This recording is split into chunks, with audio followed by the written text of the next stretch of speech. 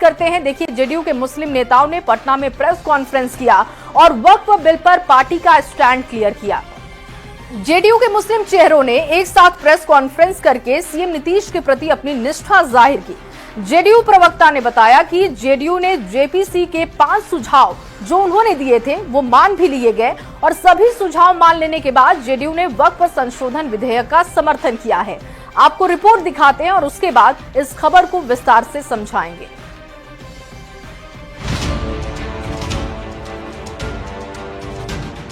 पटना के जेडीयू दफ्तर में हुई प्रेस कॉन्फ्रेंस की इन तस्वीरों को देखिए। ये हैं अंजुम आरा। अंजुम आरा जेडीयू की प्रवक्ता हैं। इनके दाहिनी ओर पूर्व सांसद अहमद अशफाक करीम हैं। उनके बगल में पूर्व सांसद कहकशां परवीन हैं। अंजुम आरा की बाईं तरफ जेडीयू अल्पसंख्यक प्रकोष्ठ के अध्यक्ष अशरफ अंसारी हैं। उनके बगल में विधान परिषद के पूर्व उप सभापति सलीम परवेज हैं और उनके ठीक बगल में बिहार राज्य सुन्नी वक्फ बोर्ड के अध्यक्ष मोहम्मद इरशादुल्लाह बैठे हुए हैं।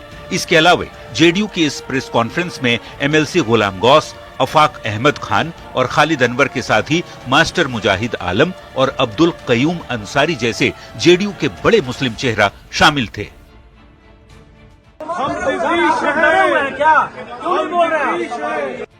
जेडीयू के मुस्लिम चेहरों ने प्रेस कॉन्फ्रेंस कर ये साफ कर दिया कि नीतीश मुस्लिमों के हितैषी हैं और ये उनके साथ हैं।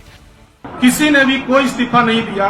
सब लोग माननीय मुख्यमंत्री श्री नीतीश कुमार जी के नेतृत्व में आस्था विश्वास व्यक्त कर रहे हैं और हम लोगों को उम्मीद है कि माननीय मुख्यमंत्री जी जो भी कार्य करते हैं इस समाज के हित के लिए किए हैं। उन्होंने बहुत सारा काम किया है। जेडीयू के मुस्लिम नेताओं ने बताया कि जेडीयू ने जेपीसी को 5 सुझाव दिए थे और सरकार के सभी सुझाव मान लेने के बाद ही जेडीयू ने वक्फ संशोधन विधेयक का समर्थन किया। 5 सुझाव हम लोगों ने दिया था जेपीसी के समक्ष और वो 5 सुझाव बिल में इनकॉर्पोरेट बिल में उसको लाया गया तो हमारी पार्टी ने समर्थन दिया। प्रेस कॉन्फ्रेंस खत्म होने के बाद जेडीयू दफ्तर के बाहर भी इन मुस्लिम नेताओं ने साफ कहा कि वो नीतीश कुमार के साथ हैं। कोई नाराज नहीं है। सब लोग जनता दल यूनाइटेड के सिपाही जनता दल यूनाइटेड के माननीय नीतीश कुमार जी के साथ हैं। मेरे नेता आदरणीय नीतीश कुमार जी हैं। नीतीश कुमार जी का जो भी सुझाव था उन्होंने दिया और मैं नीतीश कुमार के साथ खड़ा हूँ। आपको बता दें कि वक्फ संशोधन बिल पर जेडीयू ने सरकार को समर्थन दिया है। दोनों ही सदनों में जेडीयू के सांसदों ने बिल के पक्ष में वोट किया। बिल पास होने के बाद से ही जेडीयू के कुछ मुस्लिम नेताओं की नाराजगी की बात कही जा रही है। प्रेस कॉन्फ्रेंस की तस्वीरों ने अब सब कुछ साफ कर दिया। न्यूज़ 18 के लिए पटना से आनंद अमृतराज के साथ ब्यूरो रिपोर्ट।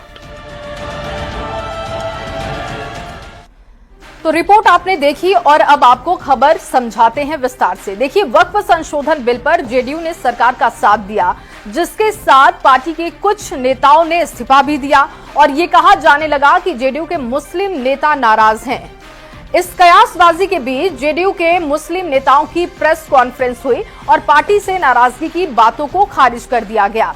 नेताओं ने कहा कि नीतीश में ही उनकी निष्ठा है और वो वक्फ बिल पर पार्टी के स्टैंड के साथ हैं।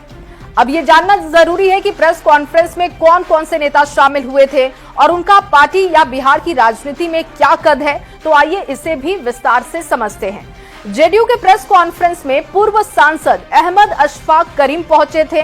पूर्व सांसद कहकशां परवीन और इसके साथ ही विधान परिषद के पूर्व उप सभापति सलीम परवेज भी शामिल हुए थे।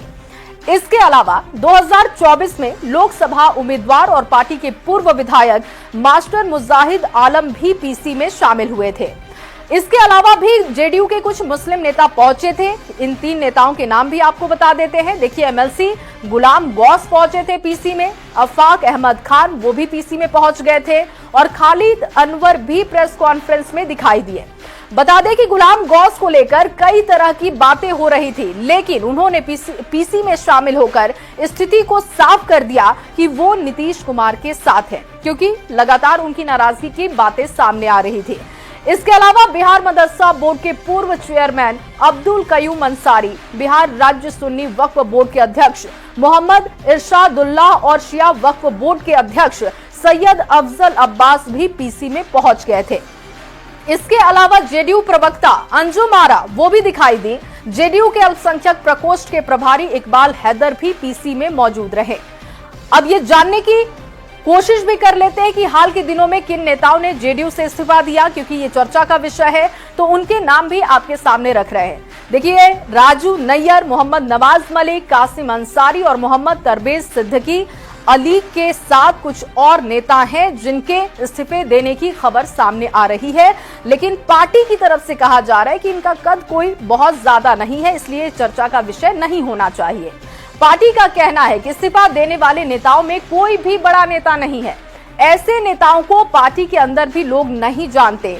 जिस कयूम अंसारी को लेकर खूब बातें की जा रही हैं और चर्चा हो रही है, वो कयूम अंसारी 2020 का चुनाव जेडीयू से नहीं लड़े थे और कयूम अंसारी को 500 के करीब वोट भी मिला था। मतलब इस्तीफा देने वाले कोई बड़े नेता शामिल नहीं है। वक्फ